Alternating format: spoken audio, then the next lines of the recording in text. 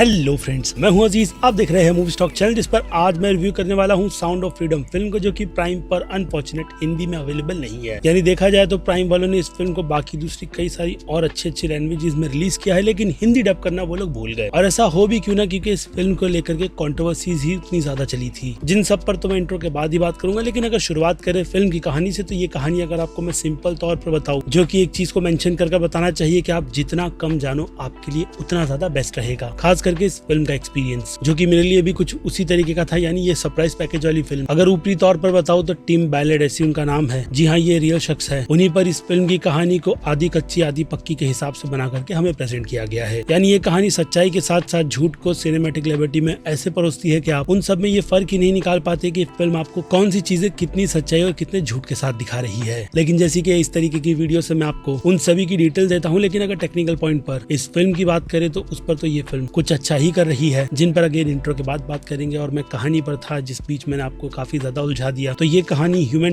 या फिर कहूँ चाइल्ड ट्रैफिकिंग पर ही फोकस करती है। जो मिशन उसने अपने दिल से लगा लिया है, उसे पूरा भी कर पाता है या नहीं, ये फिल्म आपको उसका पूरा एक्सपीरियंस आई थिंक 2 घंटे का देती है। 10 मिनट की इंट्रो है, निकाल दो, इसलिए पूरे 2 घंटे की ये फिल्म अब आपको प्राइम पर बैठ करके देखनी भी चाहिए या नहीं। चलिए उन सारी डिटेल्स पर आते हैं, लेकिन उससे पहले जो डिमांड है वो है इस चैनल को सब्सक्राइब, वीडियो को लाइक और शेयर करने की।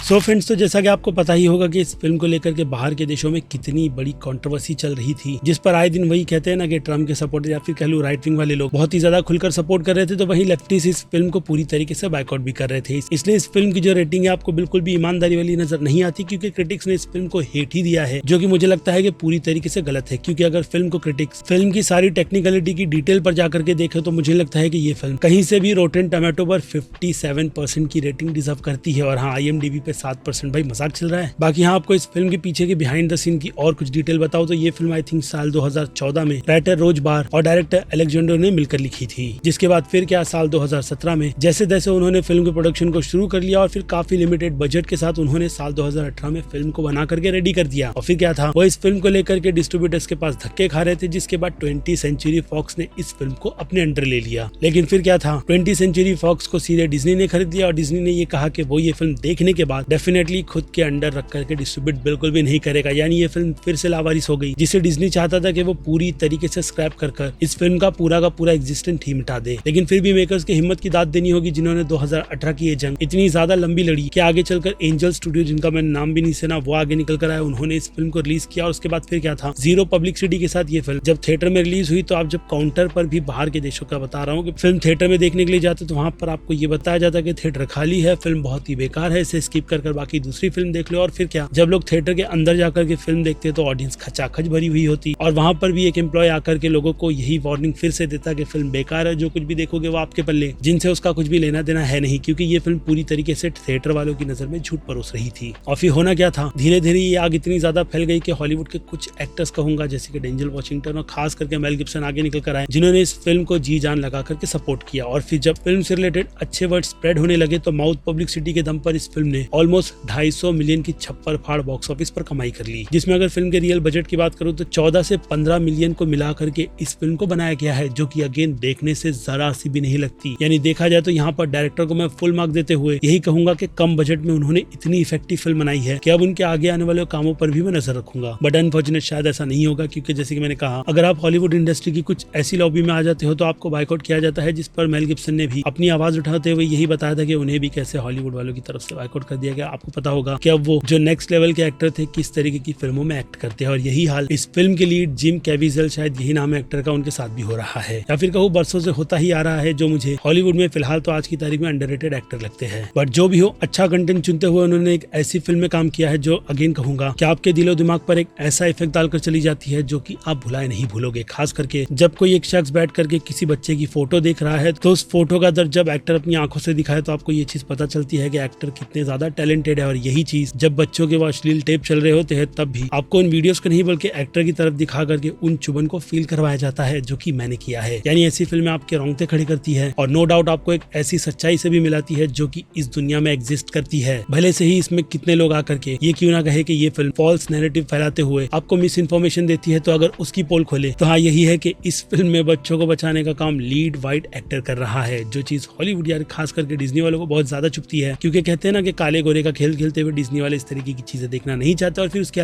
उसके अलावा बच्चों को करने के पीछे एक फीमेल ब्लैक है जो कि असल मायने में भी रेड के दौरान पकड़ी गई थी। तो डिज्नी वालों को ये चीज भी नहीं चाहिए थी। और फिर इसके अलावा मैक्सिकन को लेकर के जो अमेरिका में ऊंच नीच चलती है, माना कि इंसान अच्छे भी होते हैं और बुरे भी, तो ये फिल्म उनमें से कुछ ही इंसानों को टारगेट कर आपको उनका बुरा साइड दिखाती है। आई रिपीट, कुछ लोगों को टारगेट करके आपको उसका बुरा साइड दिखाती है। और इसी के साथ साथ स्पेनिश, ब्राजील, इन सारी जगहों पर भी हैवानियत दिखाएगी जो कि असल मायने में होती है। क्योंकि देखा जाए तो कुछ लोगों का यही कहना था कि ये फिल्म झूठ परसते हुए बच्चों को बस आगे रख करके ऑब्वियसली आपको झूठ ही दिखा रही है, जो कि मैं नहीं मानता। क्योंकि अगर ह्यूमन ट्रैफिकिंग कोई कर रहा है तो उनके लिए बच्चे भी स्मगल करना कोई बड़ी बात नहीं होती। इसलिए वो लोग तो मेरी नजर में दूध के धुले बिल्कुल भी नहीं है। लेकिन हाँ, अगर रियलिटी की बात की जाए तो टीम जिन पर ऑब्वियसली इस फिल्म की कहानी बुनी गई है, तो उन्हें इस फिल्म में पूरी तरीके से हीरो बना दिया गया, जो कि खास कर ऐसी फिल्म करती ही है। खास करके लास्ट का वो मिशन जहाँ पर वो अकेले निकल जाता है, लेकिन रियलिटी में वो पूरी टीम के साथ गए थे। और इसके अलावा जब उन्होंने एक फेक रेट भी डलवाई थी, तो उस टाइम पर पूरा का पूरा आंकड़ा सिर्फ टीनेजर्स का नहीं बल्कि उसमें एल्डर्स भी थे। और कहूँ बच्चों की संख्या शायद 5 से 10 की होगी, जिन्हें ऑब्वियसली फिल्म में चेंज कर आप फिल्म देख लेना समझ जाओगे कि क्या किया गया है। यानी ये फिल्म सिनेमैटिक इन सारी चीजों को फिर से कहूंगा कि बच्चों पर ही फोकस रखते हुए आपको वो सारी की सारी चीजें दिखाती है। बाकी मैक्सिकन बॉर्डर्स, वहाँ से कैसे बच्चे सप्लाई किए जाते हैं, खास करके ह्यूमन ट्रैफिकिंग, उस पर भी ये फिल्म थोड़ी बहुत ही रोशनी डालती है, जो पता नहीं क्यों लेफ्ट वालों की नजर में पूरी तरीके से प्रोपेगेंडा है। जिस फिल्म को देखते वक्त मुझे किसी भी तरीके की ऐसी चीज तो नजर नहीं आई। और मैं दावे के साथ कहता हूँ कि आपको भी वो चीज नहीं बल्कि फिल्म का दर्द फील होगा, जो कि ये फिल्म असल मायने में हम पेरेंट्स के दिल में डालना चाहती है कि अपने बच्चों को कभी भी अकेला किसी अजनबी के पास नहीं छोड़ना चाहिए। यानी ये फिल्म स्टार्ट से लेकर के एंड तक हम जैसी ऑडियंस को ध्यान में रखते हुए खुद का इंप्रेशन बहुत डीप डलवाती है, जिसे मुझे लगता है कि मैं जल्दी भूलने वाला हूँ। यानी जो बात मैंने आपको शुरुआत में कही कि ये फिल्म टेक्निकली काफी वेल मेड है, जिसमें हर एक एक्टर अच्छी परफॉर्मेंस देते हुए आपको बिल्कुल भी डिसअपॉइंट नहीं करते। बाकी एक रईस पाब्लो का कैरेक्टर, वो भी फिक्शन ही है, जिनकी मदद असल मायने में राइट विंग के किसी नेता ने की थी। और हाँ, वैम्पिरो का कैरेक्टर रियल है और बाकी दूसरी दिखाई गई फिल्मों की चीजें भी, जिसकी शुरुआत के लिए कहते हैं ना कि कंटेंट काफी ज्यादा स्ट्रॉन्ग चाहिए ताकि ऑडियंस उनसे कनेक्ट होते हुए लीड के कैरेक्टर को अपना बना ले। और हाँ, ये फिल्म उसी ट्रैक पर बढ़ते हुए वैसा करती भी है। जिसके बाद डायरेक्शन की क्या ही तारीफ करूं, क्योंकि ये फिल्म मुझे लगता है कि हर एक मामले में अगेन अपने काफी कम बजट में इतनी अमेजिंग फिल्म बना करके देगी, वो मेरे लिए बहुत बड़ा सरप्राइज था। जिस हिसाब से अब सीधे आ जाए इस फिल्म की रेटिंग्स पर, तो एक्शन के लिए ये फिल्म रियलिटी के हिसाब से ही सही 5 में से आधा स्टार डिजर्व करेगी। तो बात की जाए कॉमेडी की, तो फिल्म में वो चीज है नहीं, इसलिए 0 स्टार से आगे बढ़े तो ड्रामा पर ही ये फिल्म अपना पूरा फोकस रखते हुए जो साइलेंसनेस तक दिखाती है वो तो चुपती ही है। और हाँ, ये पूरी की पूरी फिल्म भी जिसने अगेन दर्द के मामले में किसी भी तरीके का कॉम्प्रोमाइज नहीं किया है। और इसे ही ध्यान में रखकर मैं इस फिल्म को इस कैटेगरी में कई सारी दूसरी चीजों को भी ध्यान में रखकर 5 में से 4.5 स्टार की रेटिंग दूंगा। और फिर बात की जाए फिल्म के सस्पेंस की, तो फिल्म का सस्पेंस भी अच्छा ही बिल्ड किया गया है, जो कि मेरी नजर में इस फिल्म को 5 में से 3.5 स्टार की रेटिंग दिलाएगा। और फिर बात की जाए फिल्म के हॉरर फील की, तो फिल्म में हॉरर है नहीं, लेकिन एक हिसाब से ये पूरी फिल्म हॉरर के जॉनर में ही चलते हुए फील के जो एलिमेंट को काफी ज्यादा बढ़ा करके रखती है, उस हिसाब से तो ये फिल्म मेरी नजर में 5 में से 4 स्टार ले जाएगी। और फिर बात की जाए मास ऑडियंस की, तो मास ऑडियंस की नजर में ये फिल्म थोड़ी बोरिंग हो सकती है, जिस हिसाब से वो लोग इस फिल्म को बी से ज्यादा की कैटेगरी में नहीं रख पाएंगे। और फिर क्रिटिक्स की बात की जाए तो उनकी तरफ से तो सी की कैटेगरी पहले से ही बुक्ड है, जिनसे बिल्कुल भी ना एग्री करते हुए मैं इस फिल्म को एक ही कैटेगरी में रखूंगा। यानी मेरी तरफ से हाईली रिकमेंड, जिस फिल्म को आपको बिल्कुल भी मिस नहीं करना चाहिए। बाकी देखना ना देखना ऑब्वियसली आप पर ही डिपेंड करता है। मैंने अपना personal opinion sound of freedom film से रिलेटेड आपको दे दिया है, जिसके बाद फिर क्या वीडियो को खत्म करेंगे। मैं हूं Aziz movie stock, channel like share और सब्सक्राइब भूलना मत। मिलूंगा जल्दी दूसरी किसी वीडियो में, till then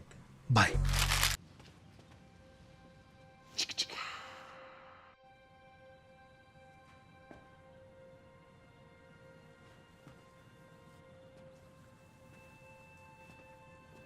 You're still here. It's over. Go home.